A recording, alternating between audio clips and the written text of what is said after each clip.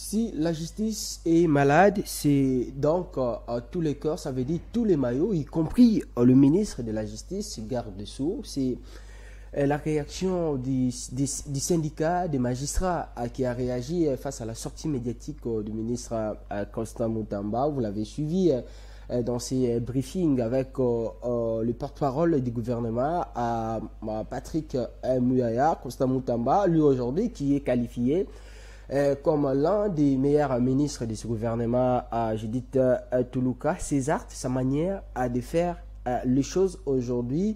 Est-ce qu'il est l'homme qu'il faut, à la place qu'il faut avec lui? La justice congolaise commence à décoller, cette justice qualifiée des malades l'autre fois par le président Tshisekedi, des mérites, des questions qui méritent d'être posées. On en parle dans cette émission, mais tout au long de cette émission, nous allons aussi revenir sur les nouveaux bureaux du Sénat. Vous les savez aujourd'hui, ce nouveau bureau qui est dirigé par Samalou Kondé Kyenge, l'ancien Premier ministre de la République démocratique du Congo. Mais à l'intérieur de ces bureaux, on compte des personnes comme Bati Lukwebo, ancien président du Sénat, lui aussi qui a fait la même chose comme Bosso, qui occupe le poste du deuxième président de l'Assemblée nationale aujourd'hui, c'est idem, avec Bati Lukwebo. Pour ces derniers numéros de la semaine de votre mission Interface, pour répondre à toutes ces questions, mais aussi surtout cette question, à cette thématique importantissime liée à la façon, à la manière de travailler du nouveau garde des Sceaux, Constant Moutamba. Nous recevons pour vous l'un de ses proches. Il s'appelle Armel Loukwikila. Il est analyste politique, mais aussi proche de Constant Moutamba, ministre de la Justice. Armel, bonsoir et bienvenue. Bonsoir, cher Daniel Roland. Qu'il me soit également permis de manière coutumière de saluer la population congolaise de toute son entièreté, partout où elle se trouve, à l'extérieur ainsi qu'à l'intérieur du pays. Alors, ça serait un plaisir pour moi de vous retrouver une fois encore devant moi dans cette émission et ce plateau de Semaine 13. Ça fait un bout de temps où on ne tournait plus les émissions avec vous. Le plaisir est mien. Vous savez, depuis un temps, la santé avait connu quelques petits soucis et surtout un congé sabbatico-politique. Sabbatico-politique. Effectivement, auquel nous étions censés être frappés là-dessus. Et gloire à Dieu, aujourd'hui, nous sommes revenus en forme tout en soutenant le meilleur ministre du gouvernement Sumina. Alors, je retiens ce congé sabbatico politique. Voilà, on va aller droit au but. On va commencer justement par cette première thématique liée aux arts, bien à la manière de travail de ceux qui vous qualifiez comme meilleur ministre du gouvernement. À Toulouka, à Constant Moutamba, d'une manière générale, quelle analyse d'entrée de jeu pouvez-vous faire de cet homme, de ce qu'il est en train de faire aujourd'hui pour la justice congolaise? Merci. La première des choses, il faudrait comprendre que avant de parler de la personne de Moutamba, de son excellence monsieur le ministre d'État, maître Constant Moutamba, il faudrait d'abord connaître le parcours du poste qu'il occupe aujourd'hui, surtout l'histoire de la République démocratique du Congo sur les départements de justice. Vous savez, je ne serai pas contredit. Dès son entrée au pouvoir, le président de la République avait dit que la justice était au banc d'accusés. Alors, lorsqu'il avait dit que la justice était au banc de l'accusé, cela veut dire que la justice était malade. Il a essayé de l'appuyer encore pour une nouvelle fois tout en disant que la justice, elle est morte. Alors, il a fallu une personne qui incarne la personnalité, qui maîtrise l'ancrage ainsi que le circuit du système justice ou bien du système judiciaire. Et gloire à Dieu, le président de la République a placé sa confiance à la personne de maître Constant Moutamba. La première des choses, il fait face à une justice qui est morte, étant le Christ qui devrait ressusciter. La justice, effectivement. Parce que la justice, elle est morte. La justice n'existait plus. Il a fallu un Christ pour que cette dernière soit ressuscitée. Alors, gloire à Dieu, aujourd'hui, grâce aux efforts du président de la République, nous avons reçu un Christ judiciaire qui démontre beaucoup de stratégies, qui maîtrise d'ailleurs l'ancrage, comme j'étais en train de dire, du circuit justice. Et comment y faire? Il faudrait d'abord, pour revenir à ressusciter la justice, il faudrait instaurer ce que nous appelons la justice et bannir ce que nous appelons l'injustice. Et aujourd'hui, nous pouvons faire circuler nos différents micros. Vous allez reconnaître que la justice aujourd'hui est en train de se relever grâce à la personne de Constant Mutamba. Alors, la justice est en train de se relever. J'ai retenu quelque chose au début de votre intervention. Vous dites une justice qui était malade, ça veut dire dans le passé. Aujourd'hui, vraisemblablement, cette justice s'avère être guérie et n'est plus malade. Quels sont les actes sur le terrain que vous pouvez illustrer, démontrant justement avec beaucoup de véracité que cette justice aujourd'hui n'est plus malade, cette justice est ressuscitée par la personne de Constant Mutamba? Ok, merci. Une question très pertinente que j'aime d'ailleurs. Vous savez, le Christ de la justice qui est Maître Constant Mutamba, qui a vu que la justice était malade, il a fallu que cette dernière puisse être ressuscitée. Alors, quelles sont les stratégies déjà mises en place? J'étais en train de dire, pour ressusciter cette justice, il faudrait en premier lieu instaurer la justice et lutter contre l'injustice. Et qui veut dire instaurer la justice? C'est quoi? C'est passer aux réformes de la justice, c'est passer aux réformes des organes de la justice et également appliquer la bonne justice. Qui dit des réformes aujourd'hui? Vous savez, c'était pas il y a longtemps, c'était hier, dont le ministre ayant la justice et garde des Sceaux dans ses attributions, il était parti présenter son projet de loi comme un ministre pour qu'on puisse modifier, vous comprenez, un projet de loi modifiant les codes d'OFCJ, modifiant les statuts de magistrats, ainsi que la lettre via les conseils supérieurs de la magistrature. Donc on devrait d'abord passer par les réformes de cette justice. Mais passer par cette réforme, vous savez, le code d'OFCJ aujourd'hui connaît beaucoup de zones d'ombre qui ne permet pas à ce qu'un ministre puisse librement s'instaurer. D'ailleurs, le ministère de la Justice, il ne faut pas oublier que c'est un ministère qui est transversal.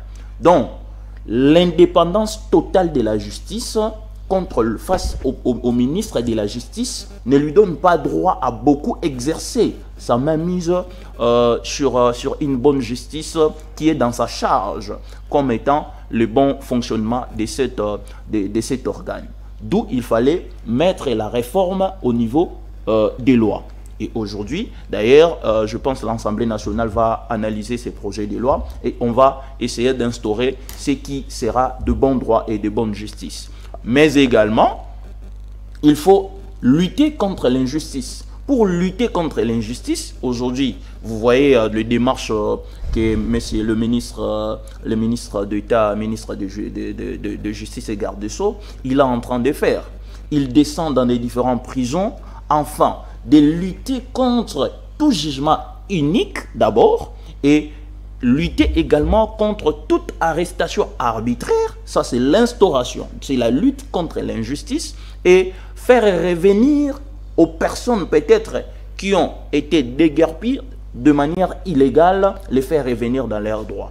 Et ça, ce sont déjà des avancements que connaissent aujourd'hui, connaît plutôt aujourd'hui la justice congolaise. Alors, vous parlez de l'indépendance même de la justice, l'indépendance des cours et tribunaux, l'indépendance des magistrats.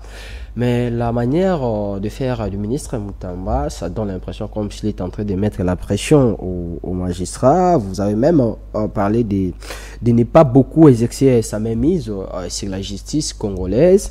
Mais aujourd'hui, on voit par exemple le ministre, vous avez évoqué ça ici, qui est allé déposer 4 propositions de loi. Tout d'abord sur la loi portant sur l'organisation et fonctionnement et compétences de l'ordre judiciaire, une proposition de loi sur les conseils supérieurs de la magistrature, un test sur les statuts de magistrats, une proposition de loi sur les barreaux. Ça donne l'impression comme si les ministres cherchent à tout prix de devenir le maître, une personne qui va commencer à dicter sa loi, à dicter sa volonté auprès des magistrats avec beaucoup de pressions, donnant l'impression comme si là, les pouvoirs de veto, c'est les magistrats, alors qu'on parle d'une justice indépendante. Il faudrait comprendre une chose. Dès son entrée au pouvoir, le ministre de Justice avait bien dit. Il avait dit qu'il va instaurer la dictature des lois. La dictature des lois. De lois. Cela veut dire faire à tout prix que les lois s'appliquent. Je dirais quand même, c'est la vraie définition, le vrai sens même. En passant par les le vrai sens même. Non, il faut comprendre lorsqu'on dit la dictature des lois. Cela veut dire les lois existent. Celles-ci sont faites pour être appliquées. Et lorsque cette dernière devrait être appliquée, nous devons passer par son caractère impératif de l'application, qui est la loi. Alors, pour l'instaurer, il faudra que, coûte que coûte, ces lois puissent être appliquées dans toute son entièreté. Il faudrait d'abord comprendre là-dessus. Et aujourd'hui, vu que le ministre a constaté que la justice était morte, bien évidemment, pourquoi? Parce que même au niveau des magistrats, parce que les appareils qui sont censés relever la justice, il ne faut pas oublier que c'est la justice qui élève la nation, les magistrats qui sont censés élever, appliquer les bons droits, appliquer la bonne justice, fort malheureusement, je vous dis d'ailleurs, sur 100%, moi je peux dire, une affaire de 60 ou 70 magistrats se retrouve dans des faits, dans des faits illicites. D'où le fait de ne pas mettre la main mise sur les contrôles sur les magistrats, cela ne donne pas l'accès à ce que le maître Constant Moutamba puisse donner sa vision de l'applicabilité d'une bonne justice en droit de la population congolaise qui exige également de bons résultats. Pour ce faire, il ne viole pas la loi. Il procède de manière légale. D'ailleurs, je tiens à préciser que le ministre ne fait pas une proposition de loi. Un ministre, étant le membre du gouvernement, fait un projet de loi. Dans sa casquette également du conseiller juridique du gouvernement, voilà, de sa casquette, j'étais en train de dire, de sa casquette du conseiller juridique du gouvernement, il n'a qu'à proposer des réformes qui lui permettra à ce que d'appliquer une très bonne justice. Alors, ces projets de loi dont on parle aujourd'hui, je vais vous donner les contenus, je vais vous faire l'économie d'un paragraphe par rapport aux réactions des syndicats des magistrats face à la sortie médiatique du ministre de la Justice, réqualifiant la justice congolaise comme une justice malade, pointant du doigt même les magistrats. Voilà la réaction des magistrats qui dit ceci. Le magistrat fustige d'une part la création des tribunaux populaires où le ministre se transforme tantôt en juge, qualifiant certaines œuvres des juges des décisions uniques, tantôt en procureur ordonnant des arrestations, et de l'autre, la création de commissions ayant pour objet de statuer sur les actes des magistrats. Voilà un peu quand les magistrats disent, parce que d'une manière ou d'une autre, ils peuvent aussi avoir raison. On a vu par exemple concernant les procès Corneille Nangaa et ses complices, c'est toujours le ministre qui procède à travers des communiqués pour donner avec des obligabilités aux magistrats. Voilà, j'ordonne au procureur après la Cour de cassation de faire ceci, j'ordonne à l'inspecteur général après de la police judiciaire de faire ceci. Là, nous sommes plus dans l'indépendance de la justice, l'indépendance des cours et tribunaux, l'indépendance ou encore des magistrats, mais c'est une dictature exagérée un peu de la part des ministres. Vous savez, il faut, c'est un communiqué fort malheureusement qui est tenté de l'incompétence et c'est un communiqué que d'ailleurs la population congolaise, même les vrais juridiques, ne peuvent pas s'y appuyer. Pourquoi? Qualifier monsieur le ministre Constant Mutamba comme étant le juge parce qu'il descend au niveau des prisons pour écouter les faits, il descend au niveau des sociétés pour récolter des faits, et les qualifier comme étant un juge serait la non-maîtrise du casquette, de la casquette même de la personnalité du juge. Parce qu'avant de qualifier de ces faits-là comme étant un fait qui est réservé au juge, il faudrait d'abord se poser des questions. Quel est le rôle d'un juge? Le juge est là pour juger les deux parties, écouter les deux parties, afin de donner une sentence, soit libéré, soit condamné. Mais ici, la personne de Constant Mutamba, il n'a jamais condamné. Vous comprenez? Il n'a jamais condamné. Parlons maintenant de l'injonction sur l'arrestation. Ça me rend très heureux que le magistrat, je vis d'ailleurs, il y a eu un juge ainsi qu'un OMP, je pense, qui avait signé cet acte, ces communiqués. Vous savez, ils doivent connaître, lorsqu'il s'agit de l'ouverture de l'action publique, le ministre de Justice a le pouvoir sur l'ouverture de l'action publique. Et non le pouvoir d'obligabilité des veto. Mais effectivement, revenons maintenant dans cette procédure simplement de l'ouverture de l'action publique. Lorsque le ministre de Justice, avant d'ouvrir une action publique, qu'est-ce qu'on fait? Il doit d'abord récolter les informations avant de donner les injonctions. Alors, pour récolter des informations, il peut procéder de toutes les manières. Parce que les personnes qui subissent, les sujets qui subissent l'injustice, c'est la population congolaise.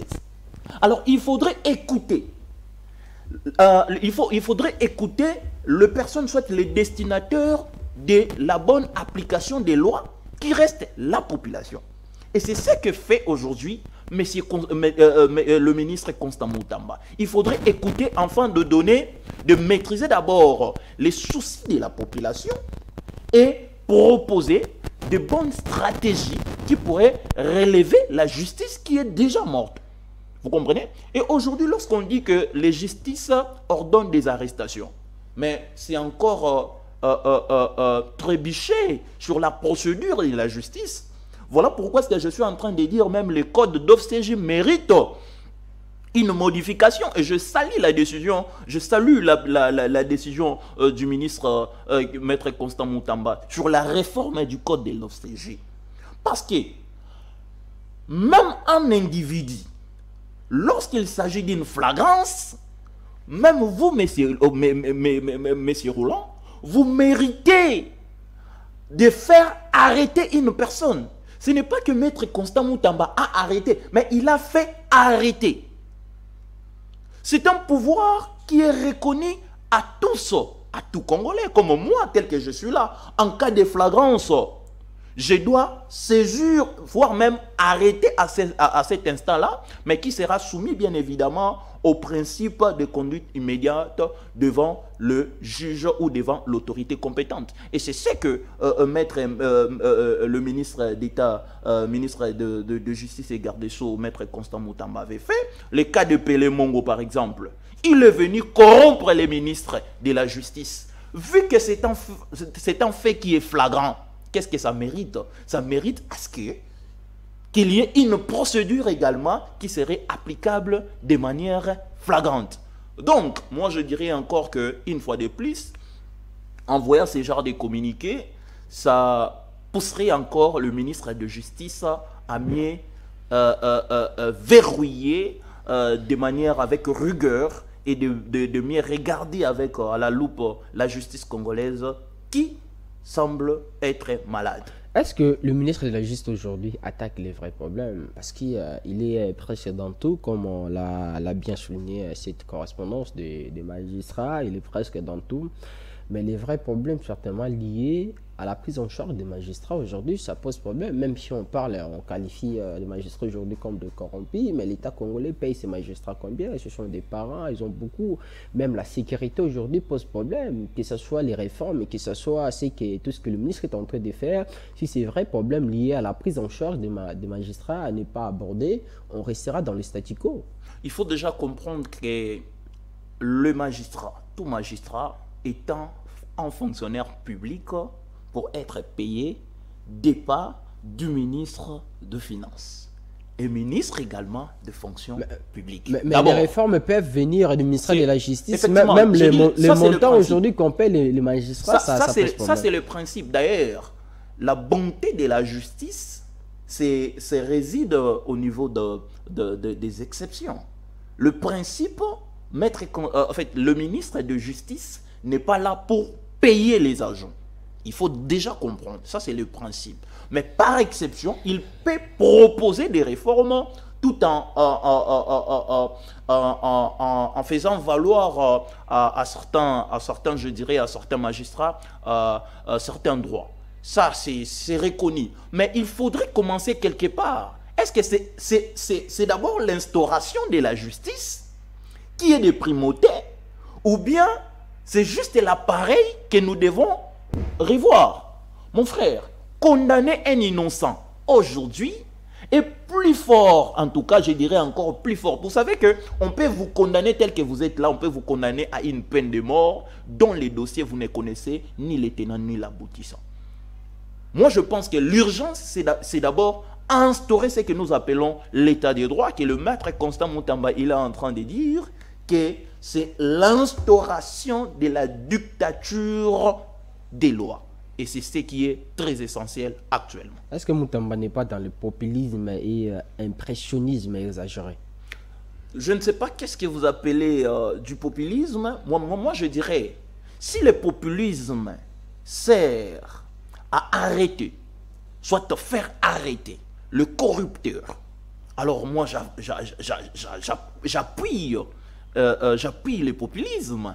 Si le populisme réside au niveau de remettre à qui des droits des parcelles qui ont été de manière illégalement arrachées, alors moi j'appuie le populisme. Si vous dites qu'aujourd'hui le populisme serait qualifié à la personne de Maître Constant Mutamba parce que celui-ci doit émettre des réformes au niveau des lois qui semblent ne plus être en corroboration totale avec la société congolaise, alors moi j'appuie les populismes. Moi je pense, aujourd'hui, il est temps que le ministre, chaque ministre, puisse faire face à la population, puisse présenter à la population ce que la population lui avait fait comme confiance via le président de la République, puisse faire en sorte qu'il y ait un bilan qui doit être présenté, soit positif ou négatif. Je conclue tout en disant que si le népotisme, si le populisme s'appelle l'instauration d'état de droit, alors j'appuierai Maître Constant Mutamba à être populiste. Mutamba est-il le meilleur ministre du gouvernement Judith Tuluka jusque-là? En tout cas, je ne vois pas. C'est lui qui est en train de faire mieux que lui. C'est un jeune qui est en train d'impacter sa génération. C'est un jeune qui incarne la résilience. C'est un jeune qui donne l'espoir aux générations à venir. Et je pense, si simplement on avait 4 ministres, simplement 4 ministres, avec la bonne volonté et la compétence de Maître Constant Mutamba, aujourd'hui, la population congolaise se retrouverait se retrouverait dans son gain de cause. Alors, qu'est-ce que vous, personnellement, vous avez remarqué comme qualité dans la personne de Constant Mutamba? On parle d'un jeune de 36 ans qui fait tout ce qu'il a tenté de faire pour la justice congolaise. Certainement, il a aussi des qualités. Quelles sont ces qualités? Même quelques-unes que vous avez retenues personnellement. D'abord, aujourd'hui, lorsque je regarde le ministre Constant Mutamba, je vois en lui l'espoir. Je vois en lui la résurrection de Lumumba. Je vois en cette personne la résurrection de Thomas Sankara. Je vois en cette personne l'image d'Ibrahim Traoré, le président de Burkina Faso. Et je vois en cette personne, je dirais encore plus, l'espoir des générations futures pour la République démocratique du Congo. Et je pense que ce n'est que le début du changement d'ailleurs que connaîtra la République démocratique du Congo. Simplement, je demande qu'à la population congolaise, ainsi qu'au président de la République, de se mettre derrière le ministre d'État qui a de bonnes visions pour relever cette justice. Vous savez, depuis un temps, l'UGF était en train de mettre des acquisitions concernant des corrupteurs et tout. Mais il n'y a eu aucune justice. Il n'y a eu aucune justice. Et aujourd'hui, moi, je vois un deal entre M. Gilles Alinguetti ainsi que Maître Constant Mutamba. Je dirais que c'est un deal qui va redresser la justice congolaise, surtout que la caisse de l'État qui a été enseignée. La justice mérite encore de meilleurs. Alors, la justice mérite encore de meilleurs. On va aborder cette question liée au bureau définitif du Sénat. Mais avant ça, aujourd'hui, nous sommes à plus de 3 mois depuis que le gouvernement de Judith Tuluka est installé. Qu'est-ce qui est... Les Congolais aujourd'hui peuvent continuer à croire à ce gouvernement? Comment vous trouvez la manière de travailler de ce gouvernement, même si on parle de Constant Mutamba qui est membre de ce gouvernement, mais d'une manière générale, est-ce que ce gouvernement de Judith Tuluka, c'est un gouvernement que les Congolais attendaient? Le gouvernement, moi je reste cohérent. Je reste cohérent et je suis avant tout un Congolais. Je prends plus la part de la population congolaise. D'ailleurs, si aujourd'hui je soutiens le ministre d'État, Maître Constant Mutamba, c'est à cause de son souci, à cause de son souci de relever les défis congolais, surtout que subit l'État congolais aujourd'hui.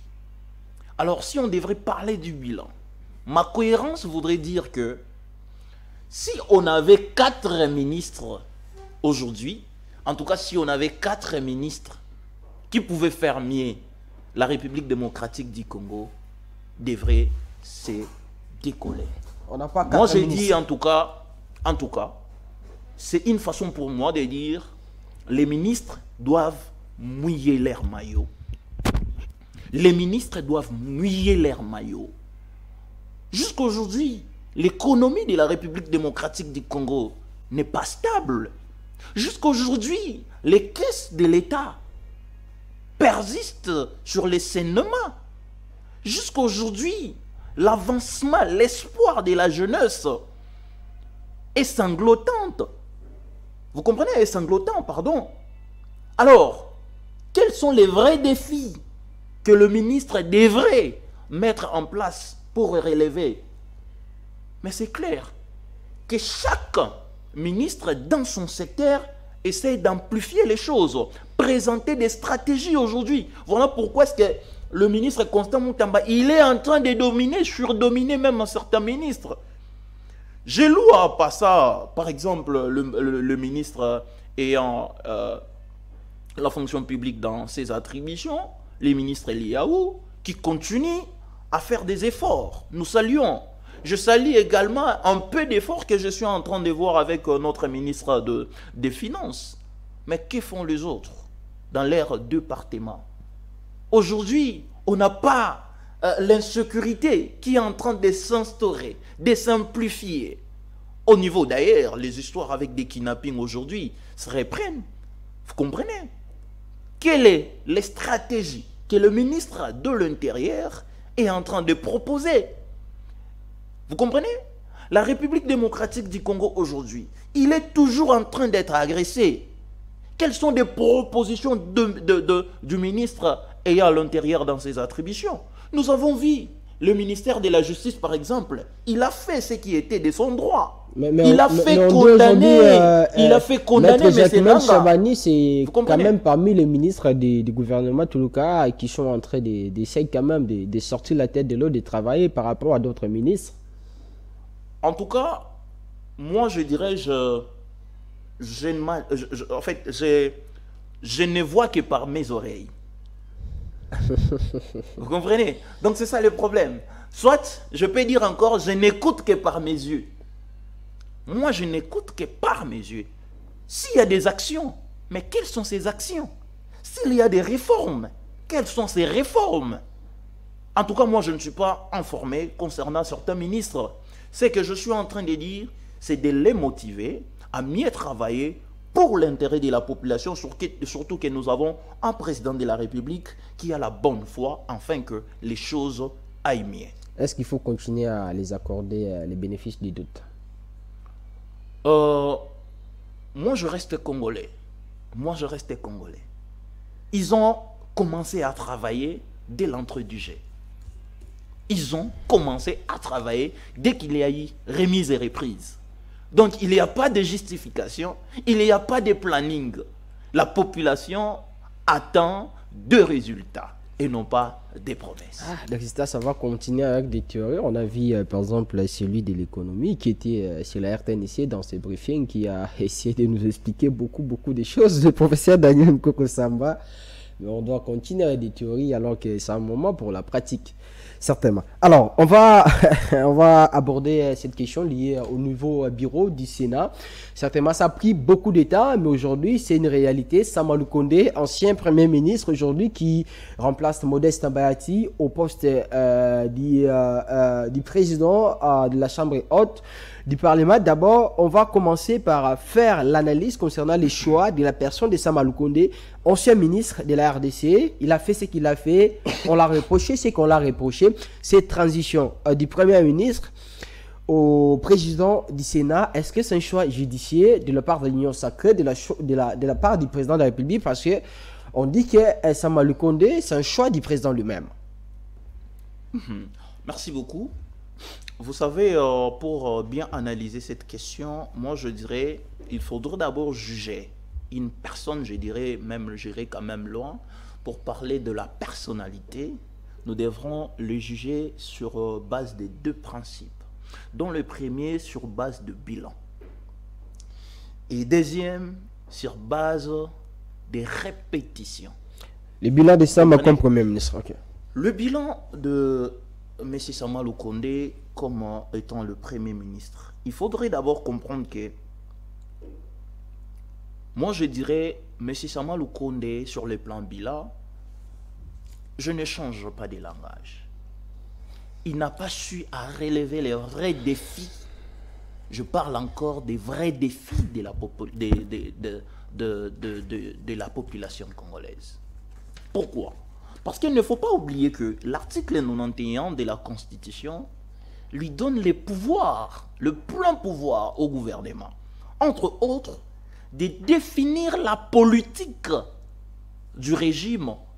Actuellement, on peut parler du régime de son Excellence, Monsieur le Président de la République, Félix-Antoine Tshisekedi Tshilombo.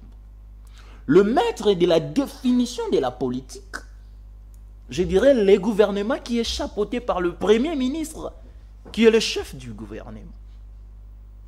Alors moi je me demande, quelle est la stratégie, quelle est la définition politique que M. Samalou Kondé nous a laissée sur le plan sécuritaire? Quelle est la stratégie ou la politique, la stratégie politique que M. Samalou Kondé nous a léguée sur le plan économique? Et quelle est la stratégie également politique que nous a légué M. Samalou Kondé sur le plan social? l'insécurité aujourd'hui. Est-ce que M. Samalou Kondé a gagné la guerre, a réussi à instaurer la paix à l'est du pays? Est-ce que M. Samalou Kondé, face au kidnapping et autres, il a su les maîtriser selon ses stratégies? Est-ce que M. Samalou Kondé, il a su relever l'économie de ces pays? Avec un taux de combien? Il a laissé combien? Il a mis au rabais combien l'économie de ces pays? Et juste pour citer, je dirais que, pour lui qualifier, je dirais que il n'a pas su relever les vrais défis étant le Premier ministre dans ces pays. Et lui revoir maintenant une autre casquette, la casquette de la répétition. Je ne sais pas, est-ce que nous manquons de personnalité? Est-ce que nous manquons de compétences dans ce pays pour que M. Samalou Kondé puisse se retrouver encore une fois étant la tête au niveau du Sénat? Le président s'est-il trompé? Le président s'est-il trompé? Je pense. Moi, je suis en train de faire mes analyses comme étant un analyste politique simple qui défend. Parce que moi, je suis un défenseur. Je suis un défenseur de la population congolaise qui me suit à cet instant. Je ne sais pas par quelle méthode, par quelle stratégie, on a eu à mettre en choix à la personne de M. Samalou Kondé. Cela étant n'est pas connu sur base de ces stratégies, parce que le président de la République est contraint aussi face à certaines stratégies et la prise de décision. Il faut connaître qu'ils sont au sein de l'union sacrée. Et étant une émanation de la démocratie au sein de son parti, l'UDPS, il doit manifester cette volonté de respect aussi des accords. Mais je me demande encore, est-ce que le pays avancera simplement face aux accords politiques? Non, je pense que le pays devrait avancer également face aux valeurs qu'incarne les personnalités. Est-ce que le président l'a choisi parce que c'est que Sama, c'est quelqu'un qui ne lui posera aucun problème, c'est quelqu'un qui n'a pas certainement des ambitions politiques comme d'autres personnalités de ce pays, d'autres politiques. Aujourd'hui, être président du Sénat, c'est à la porte de la présidence de la République, parce qu'en cas d'empêchement du président, c'est le président du Sénat qui jouera l'intérim. Le président serait décédé certainement. Si ça arrivait qu'aujourd'hui je sois empêché avec Sama, ça ne posera aucun problème. Mais si on faisait le choix des autres politiques qui sont certainement ambitieux, ça pourrait causer préjudice, ou bien apporter préjudice au président de la République. Bon, c'est que sûr, ça me sera difficile de me mettre en casquette du président de la République pour que je puisse penser à sa place déjà. Ça me sera très compliqué de connaître les mobiles ou la motivation qui a poussé le président de la République à prendre cette décision. Je pense d'ailleurs, si c'est sa décision également, parce que jusqu'à preuve contraire, il n'y a pas un acte, en tout cas, un acte qui justifie que M. Samalou Kondé est un choix du président de la République. Moi, étant une personne officielle, moi, je pense que je dois rechercher des bonnes informations. Et les bonnes informations résident sur l'officialisation des actes. Jusqu'à présent, il n'y a pas un acte qui montre clairement que le président de la République qui avait fait son choix à la personne de M. Samalou Kondé. Et ça me sera aussi difficile de connaître sur la motivation, si c'était le cas en tout cas, ça me sera difficile de connaître sur la motivation qui avait poussé le président de la République à prendre cette décision. Si on parle de la répétition aujourd'hui, du bis repetita de la part de Sama, du Premier ministre au président du Sénat, c'est le cas aussi pour Bachi Lukwebo, qui est l'ancien président du Sénat, dont Sama a pris sa place aujourd'hui, lui voir se comporter de cette manière, comme Bosso, qui était le président à ce poste du président du Sénat, au deuxième vice-président du Sénat. Peut-on parler de l'égoïsme politique aujourd'hui? Parce que avec toutes ces années, depuis que Bacha a commencé la politique, il est passé par plusieurs postes. Il devait aussi laisser ces postes à d'autres personnes. Pourquoi revenir encore au bureau du Sénat, justement, certainement pour préserver ces postes, au lieu de les laisser à d'autres personnes, pourquoi pas, même d'autres jeunes au sein de son parti politique. C'est d'abord l'égoïsme politique. Hormis l'égoïsme politique, c'est frappé également de ce que j'étais en train de dire du principe de répétition et de non-lancement du relais. Vous savez, d'ailleurs, M. Bahati Lukwebo, Mutatis Mutandis avec... je préférerais d'ailleurs que M. Samalou Kondé à la place de M. Bahati Lukwebo. Pourquoi? Parce que lui, il a l'expérience et l'expertise au sein de ces mêmes organes, de cette même chambre, du Sénat ou du Parlement, je dirais encore plus. Alors, quel est toujours le bilan de M. Bahati Lukwebo? Peut-être moi je ne maîtrise pas. Vous pouvez m'aider. Peut-être la population qui nous suit à cet instant peut émettre un point de vue sur les commentaires. Mais quel est le bilan? M.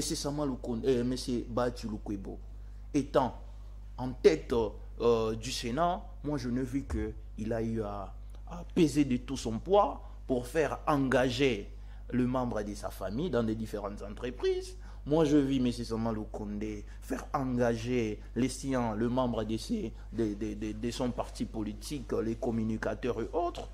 Mais quelles ont été des bonnes décisions qui ont été prises sur base de l'intérêt de la population? Ça, c'est le bilan. Vous remettre les relais, vous remettre sur la scène politique n'est pas un problème. Mais lorsqu'on vous avait donné, quel est le rôle? Quelle est la compétence que vous avez mise en démonstration? Ça encore, c'est une autre chose. C'est une autre chose. Alors, si quelqu'un a déjà échoué quelque part, il n'a pas fait de bonnes preuves quelque part, est-ce qu'il serait encore possible que cette personne-là puisse revenir à la tête du pouvoir? Je dirais que c'est l'égoïsme politique. Mais hormis cela, je pense également, beaucoup des hommes politiques aujourd'hui ont des taches noires dans leur habit blond. Pourquoi? Parce qu'ils ont beaucoup de problèmes. Ils ont beaucoup je dirais des saletés politiques. Et pour se protéger, ils veulent se retrouver dans des différents bureaux. Heureusement que la justice congolaise est en train d'être ressuscitée. Alors, on va chuter avec l'émission. Je vous pose la question, vous allez en profiter directement pour conclure l'émission. Aujourd'hui, on va parler de l'avenir de l'Union sacrée. Pensez-vous que cette famille politique du chef de l'État, cette plateforme créée par le président Tshisekedi, a encore de l'avenir au vu des frustrations aujourd'hui, au vu des réactions, des ambitions de chaque parti politique? On a vu récemment, même à la sortie de l'un des secrétaires des MLC, le professeur Daniel Mbaou, qui a fustigé, qui parle des jeux joués par l'IDPS. On a vu l'autre fois, c'était l'INC qui s'est plaigné après la sortie du gouvernement. Les MLC même, après la sortie du gouvernement, s'est plaigné d'être doublé. On a vu des déclarations par rapport aux partis politiques liés à la représentation au niveau du gouvernement, au niveau de l'Assemblée nationale, au niveau même du Sénat. À cette manière de faire les choses, ces ambitions des uns et des autres peuvent causer préjudice à l'avenir de l'Union sacrée. Certainement, le temps pour le président Tshisekedi de laisser tomber l'Union sacrée, de créer une autre plateforme, une autre famille politique avec des personnes qui vont travailler pour l'intérêt général, parce que ça donne l'impression aujourd'hui le comportement des cadres de l'Union sacrée ne permet pas même au président Tshisekedi de bien travailler en tout moment où quand il y a des frustrations. L'Union sacrée, moi je pense, ça sera très compliqué que l'Union sacrée puisse persister dans ces quinquennats du président de la République. Pourquoi? Parce que au premier rang, beaucoup des leaders qui sont au niveau de l'Union sacrée, je vais les dire tout haut, entre autres, il y a l'UNC, il y a MLC, il y a d'autres partis qui sont là, qui veulent obtenir le pouvoir en 2028, surtout connaissant que c'est le dernier mandat du président de la République. Beaucoup viendront avec leur stratégie enfant de se mettre à la tête du pays. Il faudrait maintenant se poser des questions. Pour y procéder, ça sera quelle manière? D'autres feront l'opposition. Moi, je vous dis, peut-être je vais revenir encore sur ces plateaux, Dieu voulant, nous allons échanger sur certains principes. Je vous donne juste 3 ans. Dans 3 ans, il y aura d'autres grandes personnalités qui feront l'opposition contre le pouvoir en place. Et d'ailleurs, je tiens à préciser une chose, fort malheureusement, l'UDPS n'est pas préparé pour les remplacements de notre carte à la tête du pays. Et c'est ce qui causera beaucoup de frustration sur les plans hypocrite, sur le plan de l'hypocrisie, d'abord entre le membre de chaque tête de cette entité que nous appelons l'Union sacrée, et deuxièmement, ça va se déchirer certainement. Pourquoi? Parce que au sein de chaque entité composant l'Union sacrée, il y a des personnes qui ont tellement d'ambition. Vous comptez l'émission Armel Koukila. Ça a été un honneur pour nous que nous soyons encore reçus en ces lieux. Je salue, permettez-moi que je puisse saluer encore une fois avec plaisir. Maître Constant Moutamba, son excellence. Saluer également le meilleur, d'ailleurs, l'un des meilleurs des magistrats qui fait l'honneur de ces pays, à la personne de l'OMP, Jeff Kankou. Coup de chapeau à vous, et ainsi qu'à toute la population, surtout ma base de Selimbao et Ngueringir. C'est un réel plaisir pour nous de vous recevoir dans cette émission. Je rappelle que vous êtes analyste politique, mais aussi proche de Constant Moutamba, les ministres de la Justice et garde des Sceaux. Merci beaucoup. À toutes et à tous, c'est un réel plaisir pour moi de vous présenter cette émission. On va se retrouver le lundi pour le premier numéro de la semaine de cette cavalcade sociopolitique sur les antennes de votre chaîne CML13 Télévision. Merci au maestro James Mouka qui était à la réalisation de cette émission. Qui vive la République, vive la RDC. À lundi, 16h. Restez-nous toujours fidèles.